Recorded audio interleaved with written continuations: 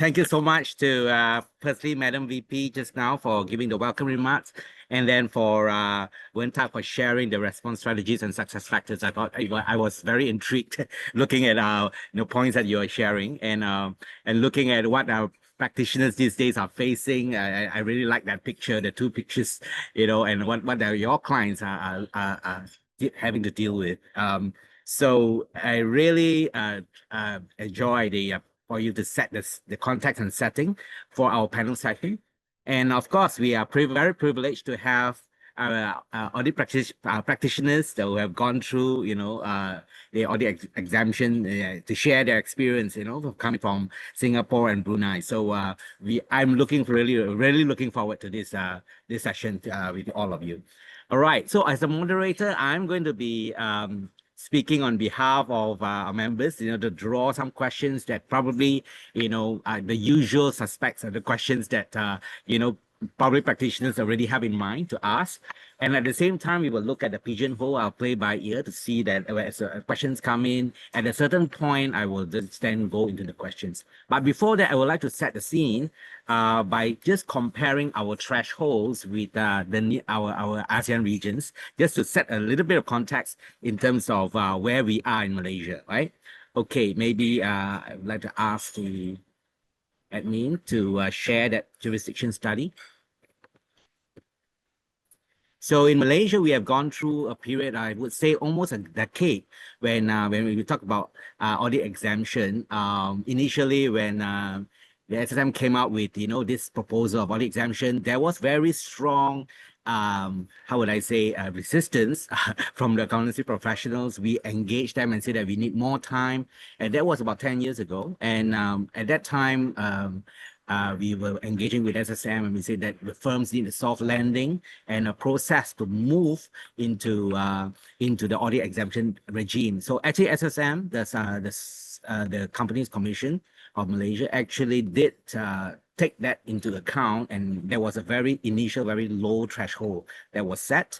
And over the years, so accountancy practitioners would have already gone through a process that that it's coming, the threshold is coming. And so now we have reached 1 million, and then we have 2 million the next year, and then the following year, 3 million. So we're moving to RM 3 million in 3 years. So Jenny, can you all share that slide? Yeah, we are sharing now. Okay. Okay, yes. All right, okay. So I would group these slides into this, we can project it.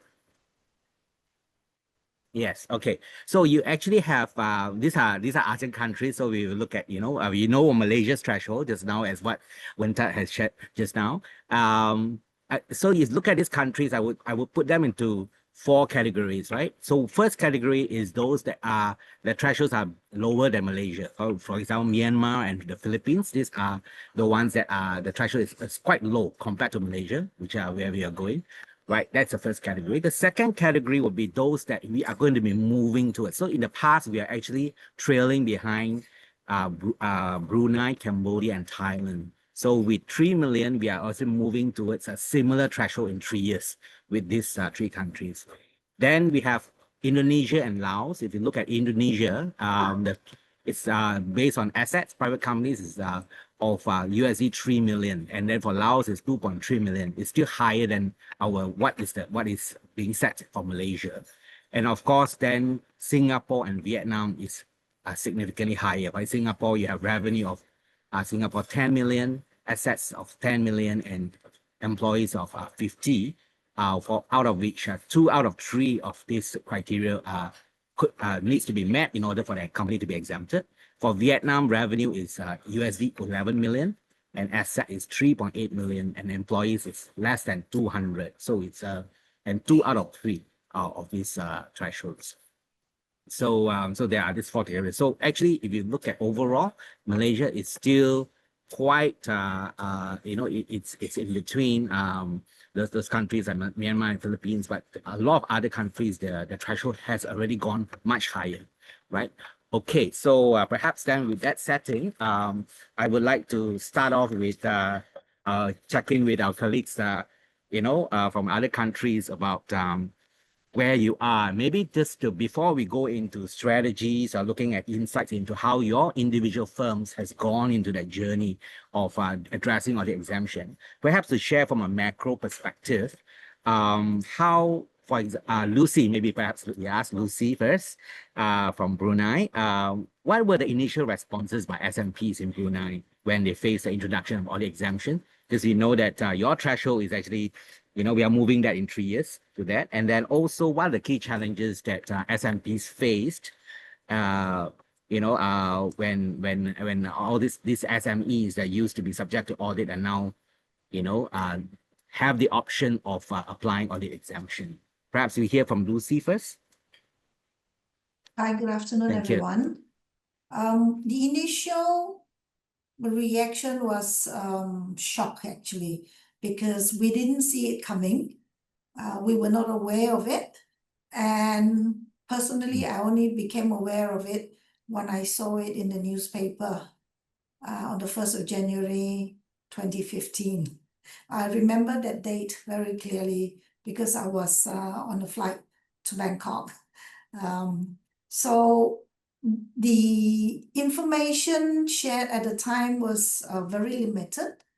We weren't sure exactly what were all the conditions, and we also didn't know how that impacts on the tax filing because there is nothing on that area.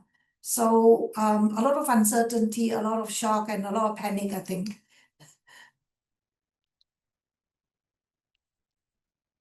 Yeah. Thank you, Lucy. All right. Okay. So maybe I can ask. So definitely for Malaysia, that was a warning in a sense, but it was also quite. We have to do a lot of engagements with the authorities, with the regulators. But I think it's definitely not something like totally surprise. Okay. But all right. Okay. Maybe for Singapore side, perhaps to share, how has this audit exemption threshold been, the raising of the thresholds affected the overall SMP landscape for Singapore? Maybe perhaps I'll ask Yong Seng first and then later on Vivian. Okay, well, we didn't start off with, we started off with 5 million, and that was at that time when it came, I guess that we were a bit apprehensive. I guess one of the saving grace really was that if you're a subsidiary of you're a non-exempt company, you still need to be audited. There was some what we call reduction in fees for us, but you realize that actually if your clients and you service them well, don't leave you. In other words, they may not do audit, but if you were able to provide them compilation services and all the other services, you still may retain them as clients and you still will be able to work with them.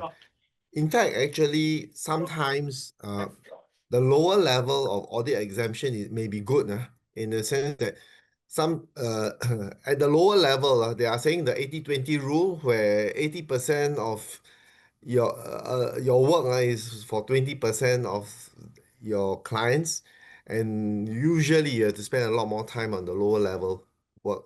So if you have done audit, you will find that between audit and compilation, there's a lot of difference. So yes, we may have lost some revenue, but actually it came out better because compilation is a much simpler way.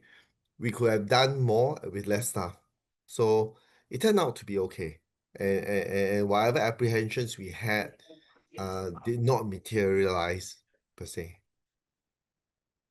Thank you, Yon Sing. So that's an interesting perspective. So you're actually having less revenue, but you're so safe from cost, so it could actually overall still be overall better, right? With the but with the bottom line. So that's an interesting perspective, which I will probably delve in a little bit further later. How about you, Vivian? I guess for Thank you. Singapore, we don't have it. We didn't have a shock like our colleagues in Brunei, so it was actually gradual. I think if I'm not wrong, Yong Sing can correct me. We started with 1 million. And very shortly we went to 5 million, and then also not so long later we went to 10 million. So I think when the first million exemption came, it's the first dose, right? We are all not given audit exemption. When the first 1 million came, the first dose came, it was a little really jittery among SMPs, yeah. But 1 million, you can see maybe quite a lot of smaller practitioners will get hit at 1 million. Yeah, so that first hit was a little hard on some of us. But being the first hit, of course, the reaction is much more painful, right? So after we get hit 1 million, you went to the 5 million, and we already have a taste of what is it like.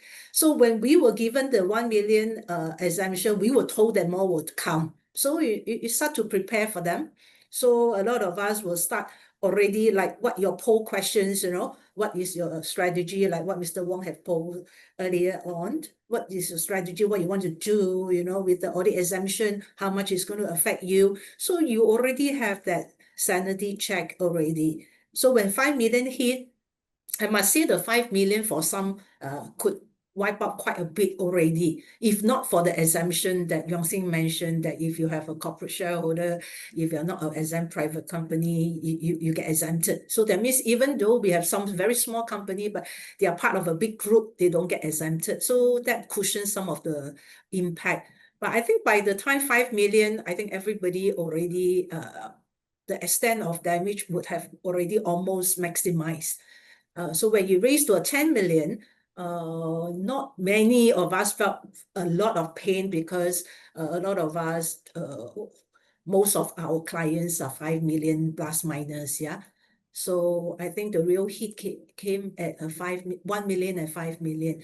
So I think it's like getting used to, right? Getting prepared. I always say getting used to, that's never used to reduce revenue, right? Getting prepared and be given the opportunity to find replacement revenue. So the breathing space, like what the SSM have done over 3 years, is a very good phased out time for the practitioner to catch on to reality and implement some of the strategies they have. Yeah. Thank you, Vivian. So, so basically, that's the overall, in terms of landscape and also the your first initial reaction to the audit exemption regime. So, and also in Singapore, you already gone through, say, 1 million and then to 5 million, which is quite significant jump.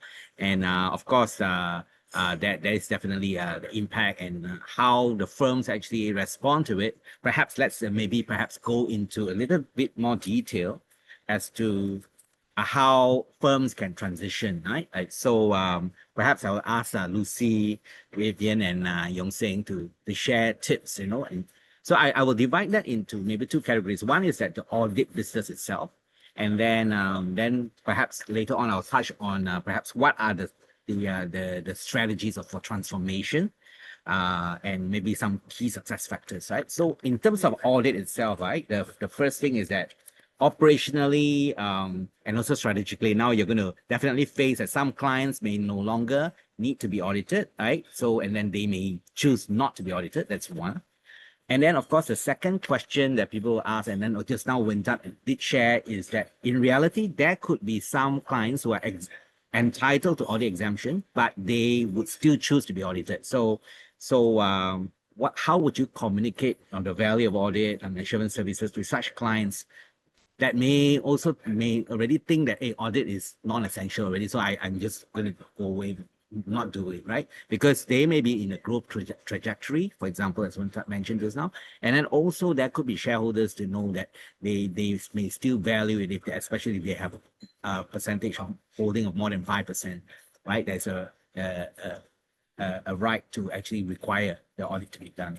So, and the third question would be then, how do you deal with staff morale? Because the staff is saying, oh, your revenue is reduced. Are they going to be retrenched, or, what is the opportunity, for they're pursuing audit as a part of the career, a long-term career, right? Is there attractiveness to it? So that could be, these 3 questions first in terms of audit itself. Then I'll go on the other strategies.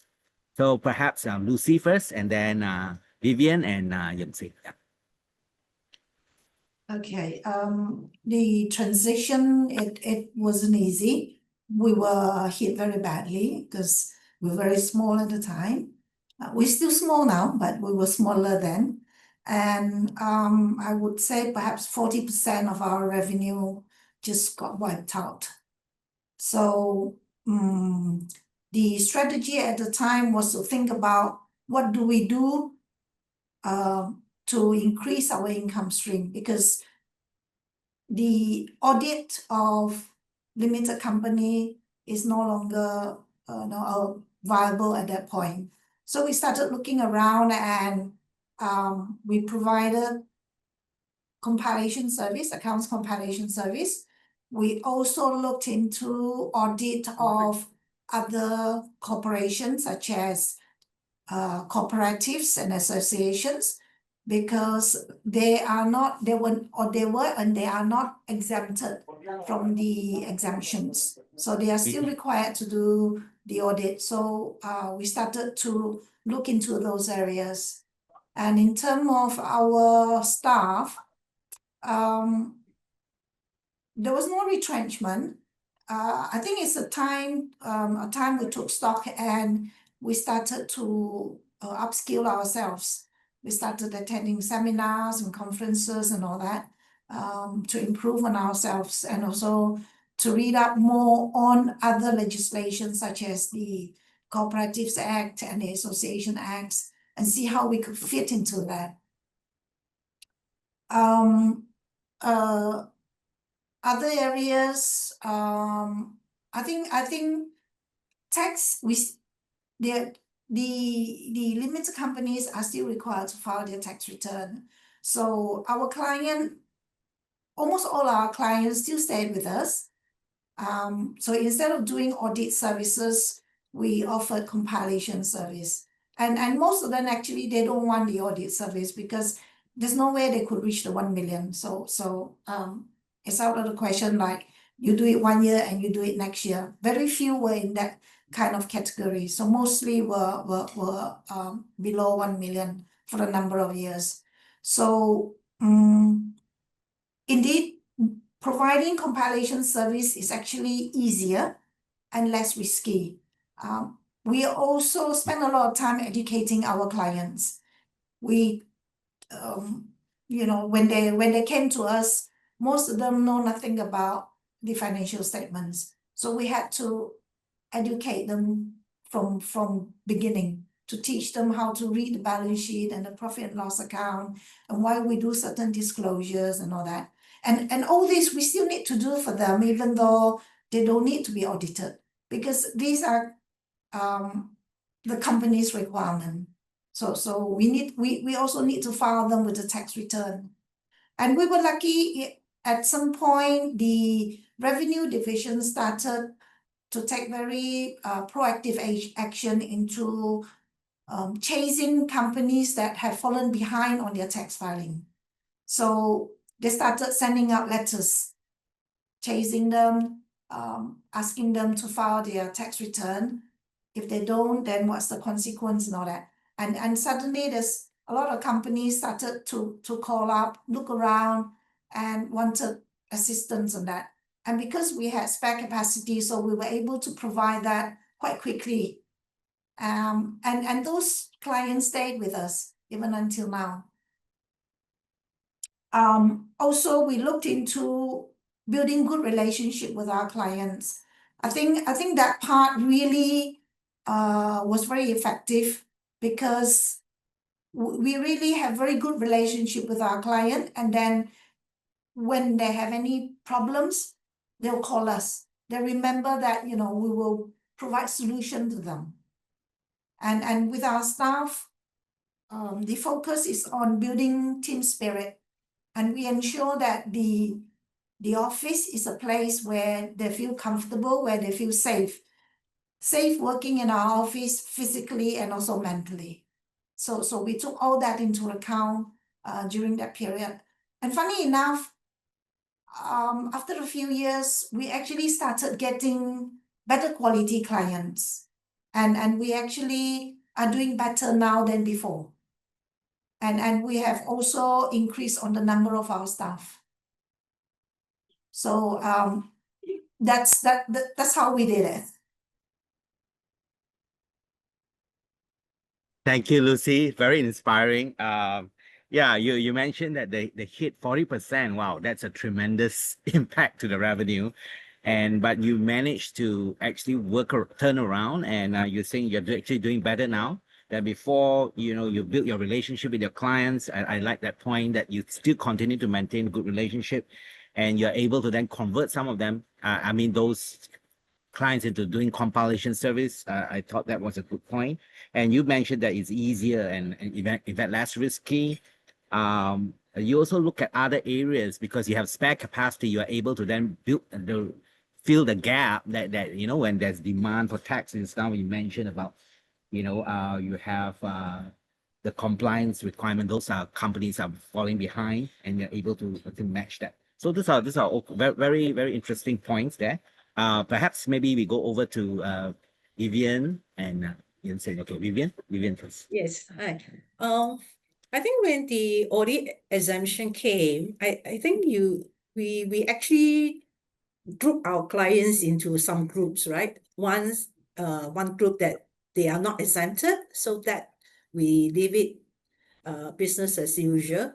So for the group that will meet the criteria for audit exemption, we actually also further categorize them into a few categories. Number one, do they have bank loans? Would audit be required for bank loans?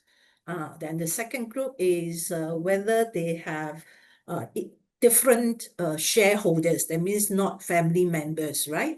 Whether they will require an independent audit of the company because they are different owners, right?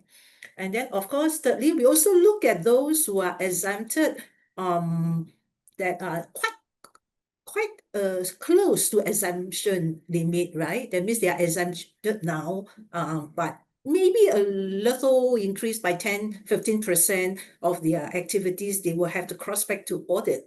So for these different groups of client, we went to approach them slightly different.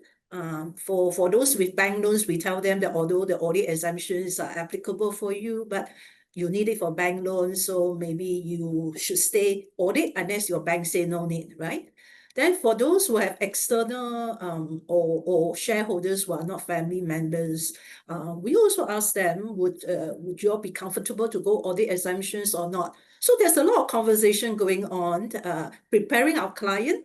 We believe in also telling them that the audit exemptions that come in, it's up to them what they want to do, but we have a duty to walk through with them to look at their situation and whether and guide them to whether they want to do audit exemptions or not. And especially for those who are quite close to the audit exemption threshold, a good year of 10% or so increase in your top line, you may fall back into audit. So you don't want to get out of audit and come back into audit. What are the implications, right? So we brought our clients through those discussions. And then for those who have gone through and decided that they still do not want audit, then we have to also tell them that they have a requirement to compile their financial statements, even though they are not audited. So the compilation itself, in Singapore, from what I know, there are a couple of ways of charging. I mean, that some of this, I know we observe from the market. Some charge maybe some still charge 80% of audit fee, for example, to do a compilation because they say that I will help you ensure that all your disclosure are all correct, and to make sure that also, by the way, check your work. So some managed to maintain 80% of the audit fee. Then, of course, some went down to just a compilation fee, which is much lower. So that is still a spectrum, of compilation fees being charged, depending on what services that you include in your compilation service. So if you take the path that your client agree that you can provide a much still scrutiny, help them to scrutinize, especially if they are bookkeepers, they are not supervising or is probably outsourced to other firms that they want to have a bit of control. They may take you to do certain part of checking. Of course, not the confirmation that the auditors will need, other parts of checking and retain 50 to 70% of your audit fee. And like what Lucy shared, a compilation with 50-70% of the audit fee and not signing off and not having audit risk may be a better return for us from a business perspective, right? Yeah. So that's what we do when audit exemption came in.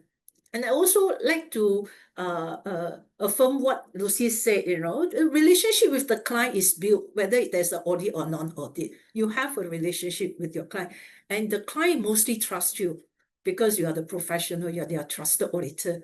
Even though you don't do audit, you will remain being their trusted advisor now. So there's a lot of things they need you, and you can do now. Now that you are not an auditor, you don't have to worry too much about conflict of interest. So I think is to have another look at your services.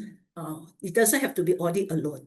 And for the staff, I think might not be a bad thing after all. And I think it's important for the owner to assure the staff that, audit exemption is actually not so bad an idea after all, It gives you, it release you more resources to learn new things, right? And audit should never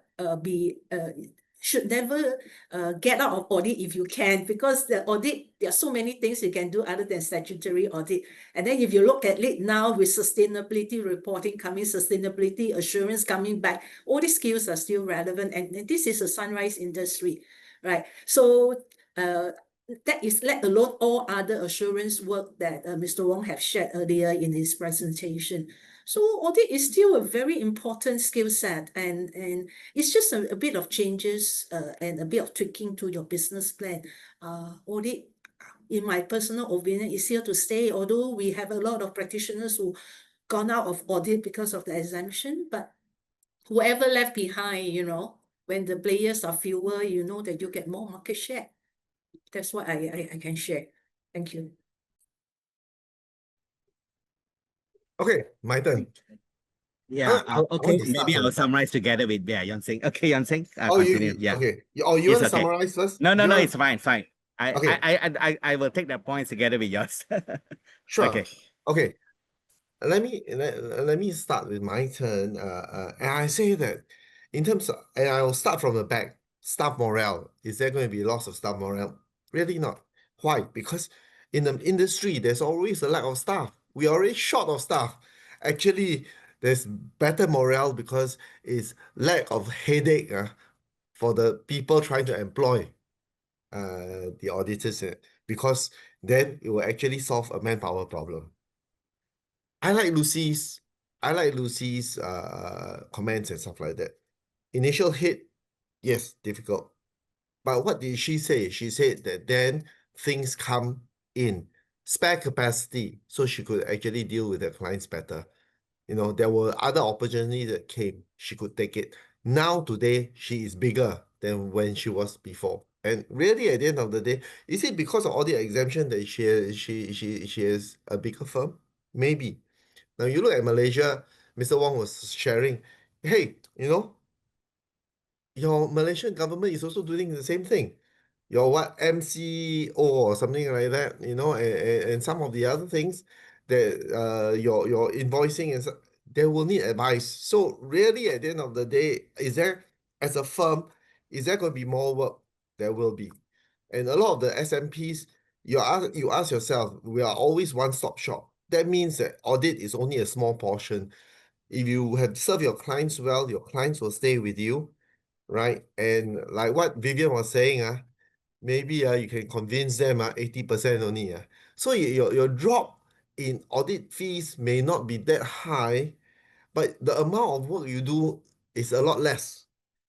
Okay, and I in fact, actually, I always have the belief that because of that you can actually work with a lot less people and get a lot more profit. And if you run a business it's not the revenue that you want to bring in, it's a profit that you want to gain. So you may actually have better profit, better profitability, and capacity to do something else because now you don't have to do all the work for the bottom 20%. Thank you.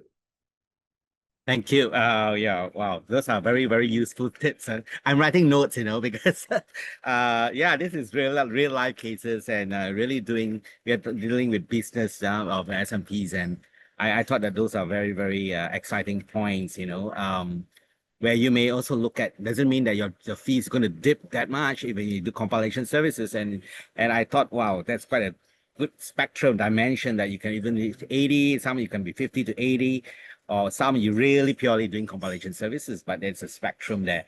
I like that point.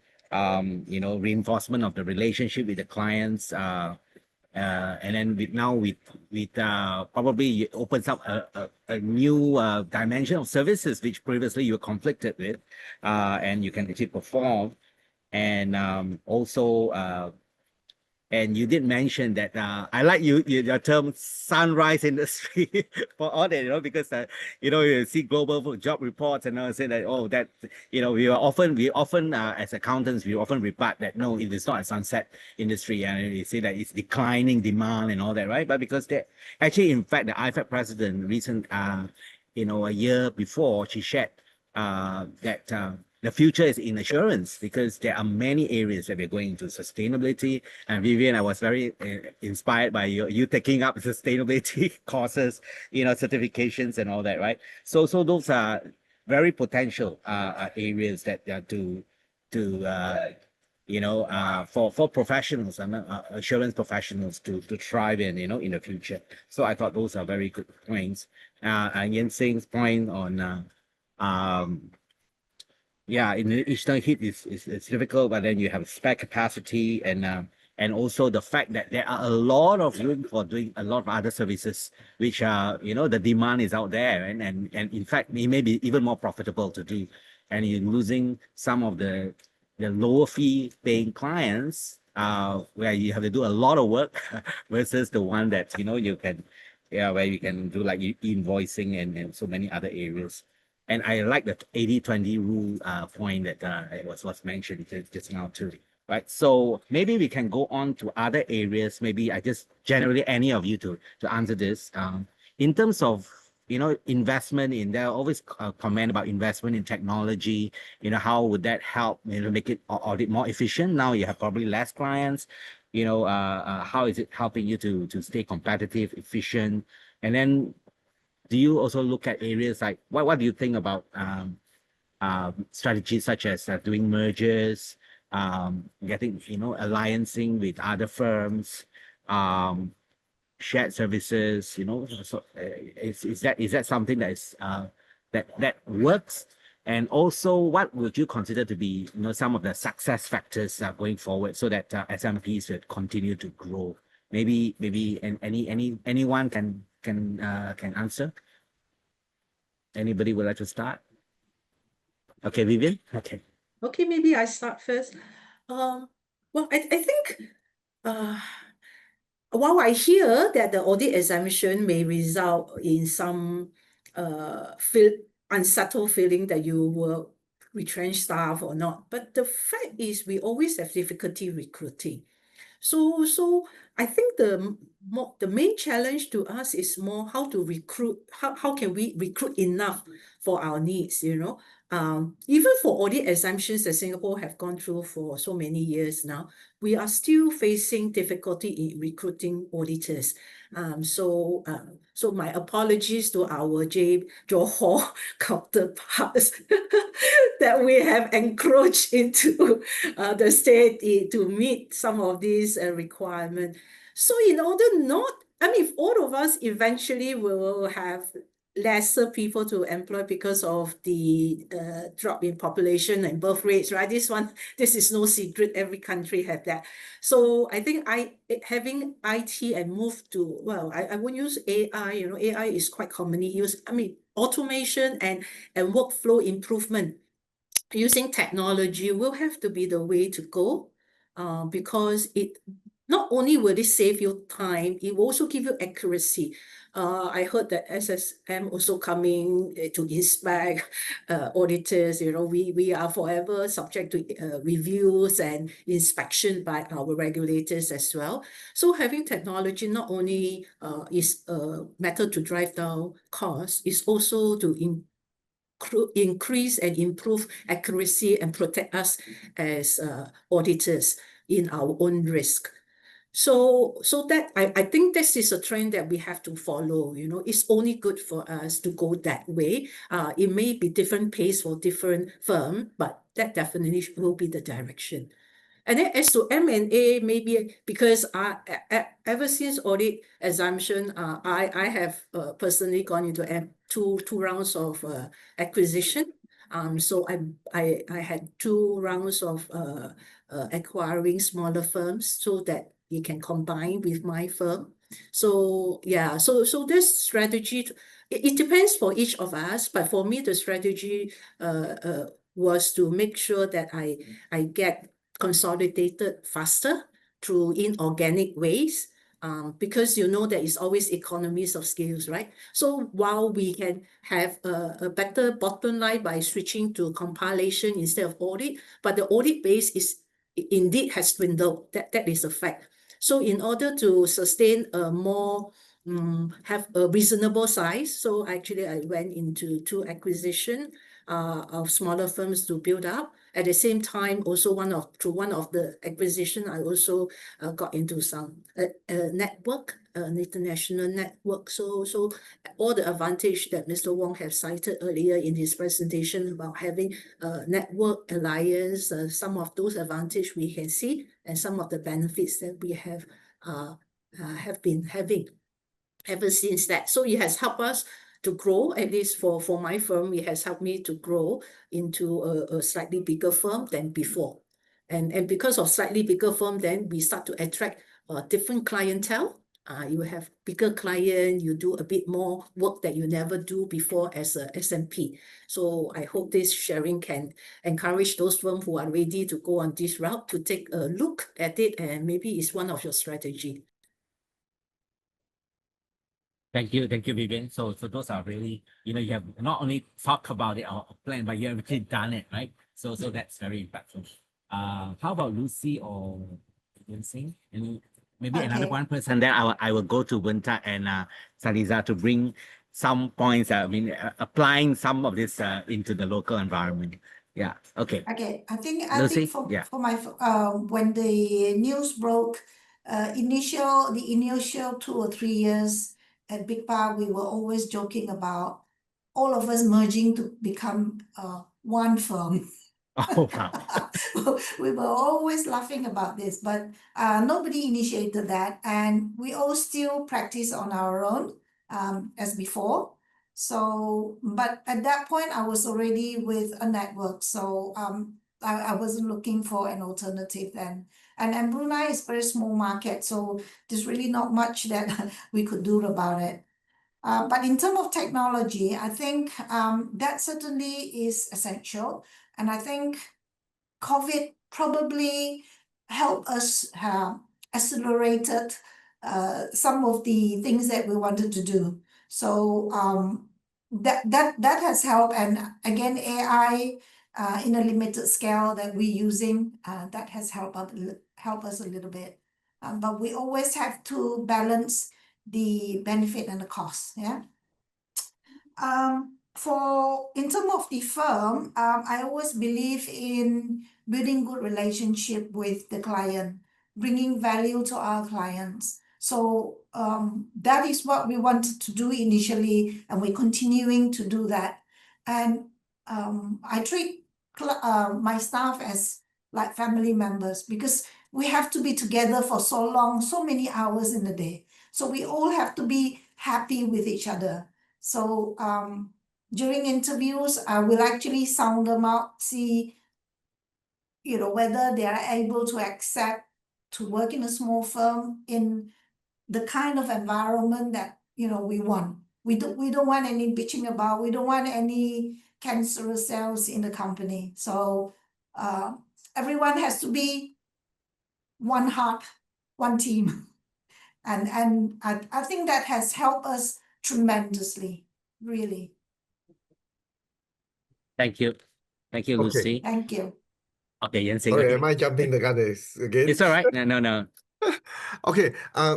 For me, I took a different route, and as far as is concerned, in terms of sharing and stuff like that, I've always been in audit. Did I go into mergers and stuff like no. Did I try to do something else different? No. Instead, what I did is I hunkered down and said I'm doing audit, and I will always be doing audit. So my question then is, how do I do a more efficient and effective audit? So really, at the end of the day, 7 years ago, when we were hit and we said no, I asked the question, how can I do an effective and efficient audit? So we went into robotics process automation. We went into other forms of automation to be able to do a lot of the things that people were doing, because actually in audit, a lot of things were done very manually. And you get rid of all this manual stuff, you don't really need so many stuff. So we went into that. And then after that, we went into cognitive robotics process automation. And then after that, we went into data mining. So now we have actually built a platform to do audit using data mining and everything else. And it requires less people. And as a result of requiring less people, it becomes more efficient. So our approach when audit exemption came was, how can I do an effective audit? How can I really sit down and automation? You talk about automation. I agree with Vivian that AI is too much talked about, but in audit space, we have not really done so much of AI, but a lot of automation in terms of efficiency is there. Now, with data mining and things like that, we are really looking into how are we doing an effective audit? And if we do an effective audit, can we actually reduce the amount of work that is done by the auditor and make this audit more meaningful rather than vouching? Can he be doing other things, analytical things, or other assessment that will take less time, although he needs more of his brain power to do it, and it can be a more rewarding experience for the auditor themselves. So that's what that's what my firm is doing. And in fact, actually, we're getting the rewards of it, in the sense that we need less auditors to do the jobs for every job lah. Yeah. Thank you, Jensen, for sharing that. I think that's also a very interesting angle, because, on the one hand, many firms are looking at diversifying, looking at all the other businesses that they can do, but you decided to stick to continue to stay with audit, but you're addressing in terms of how you can do things better, more efficient, and I think also addressing the risk and embracing technology. And I like that you use these terms, like it's something that is a day-to-day thing. Robotics process engineering. A lot of firms are still new to this, and then they realize that, wow, the potential is tremendous. In fact, we have been engaging the firms to share all these technologies, some of which are actually low-hanging fruits, right? So firms can actually embrace, look into them, and see how they can actually make audit more efficient. And of course, then in terms of the return, that will be better. We then also be able to do with lesser people. So those are thank you for sharing that. Okay, now back to Winta and Saniza, and I know that our participants want to look at their questions, but very quickly, from all the discussions that we had, maybe Winta and Saniza, if you can share with us, what would you consider to be the most practical steps for SMPs to address, whether they need to change their business models, or to how do they continue to sustain growth in consideration about, non-audit advisory services. How do you then also think about, embracing or utilizing digital tools and technology? And also maybe any thoughts that you concerning talent management would be, I would appreciate that. Maybe with Saniza first, and then after that, Winta. Okay. Thank you, Simon. I would I will talk about from my own experience, right?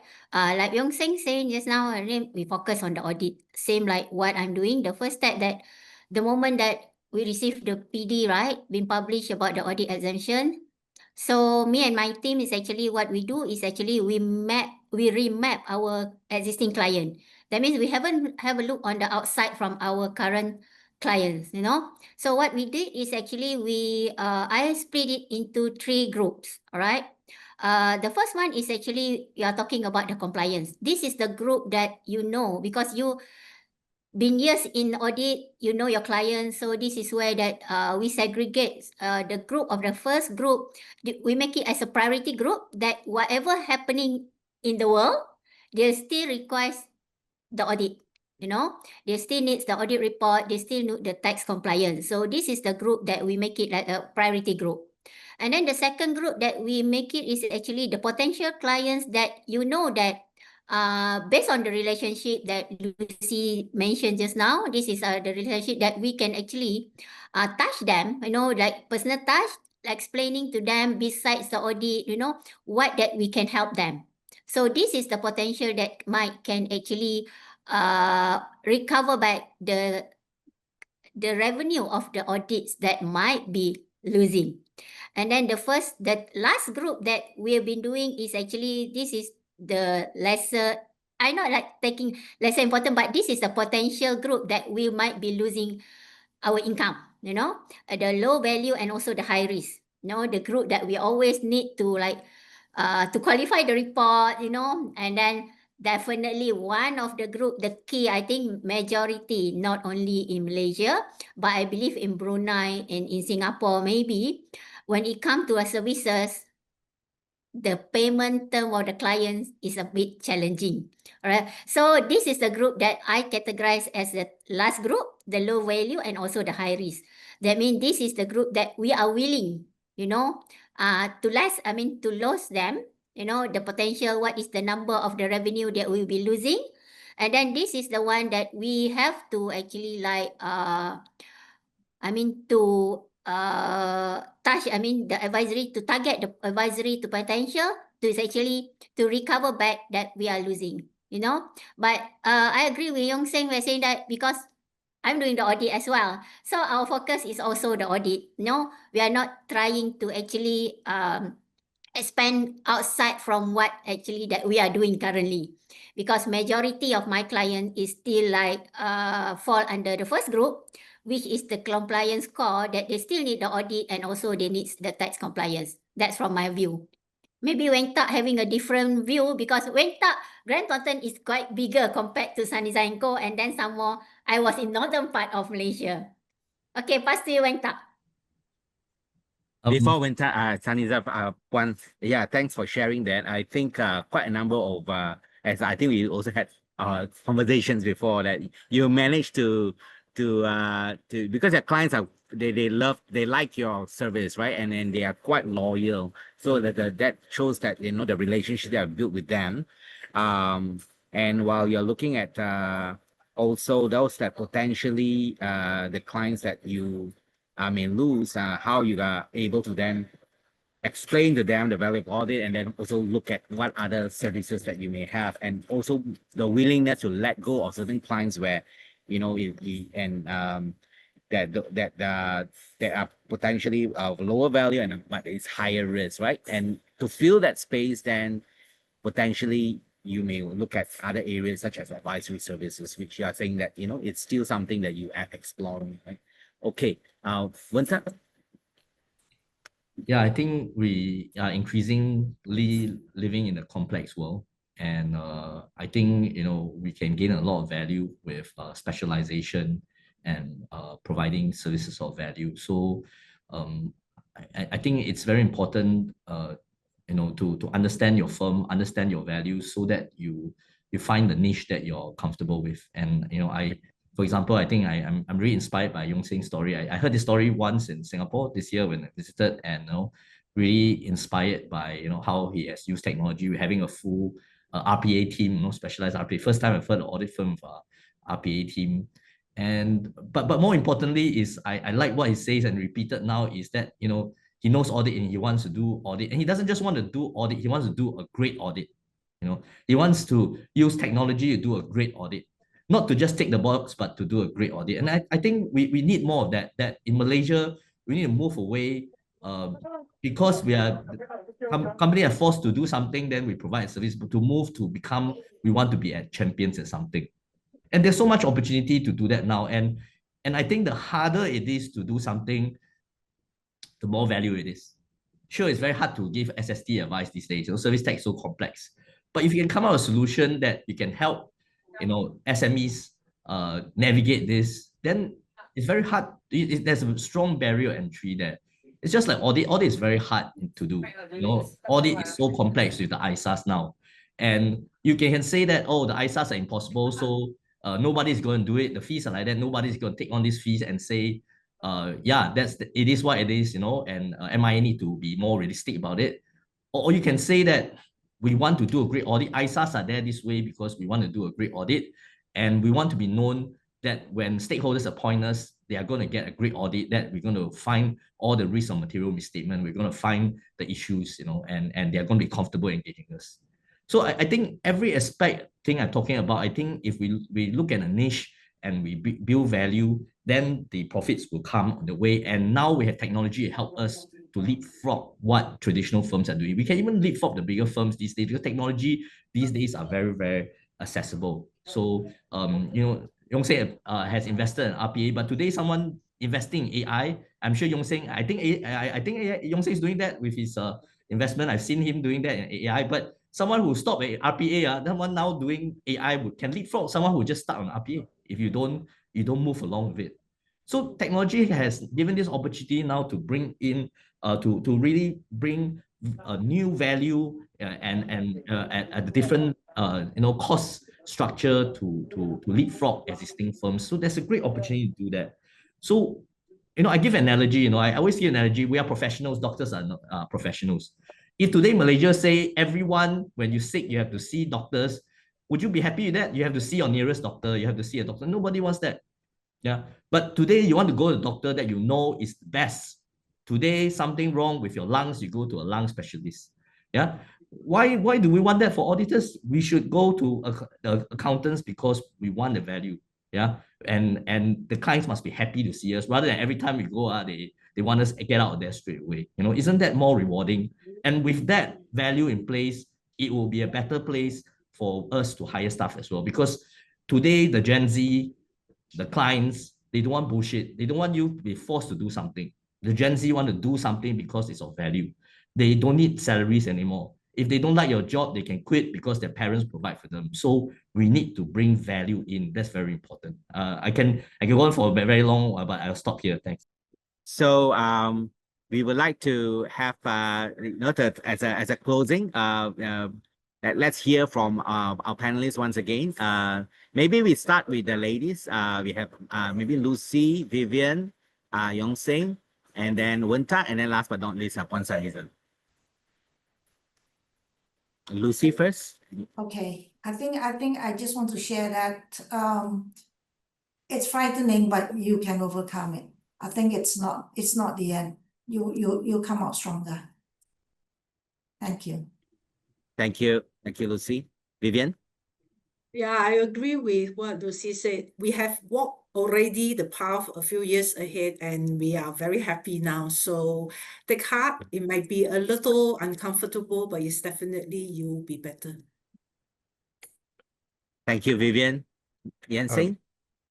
Reorganize your firm. Okay, look at efficiency and effectiveness, and as a result, also see how you can work with less people to achieve more profitability. So really, at the end of the day, for us running a firm is how profitable it is, and I think this can be done.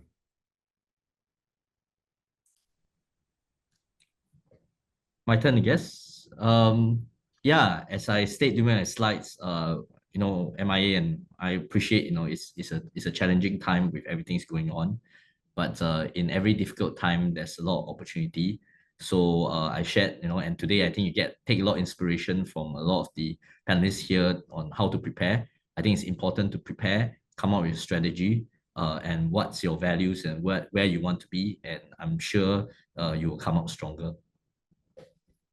Okay, it's my turn. I would love to say that to all my fellows practitioner. Okay, don't see this is as a threat. Okay, this is our profession upgrade.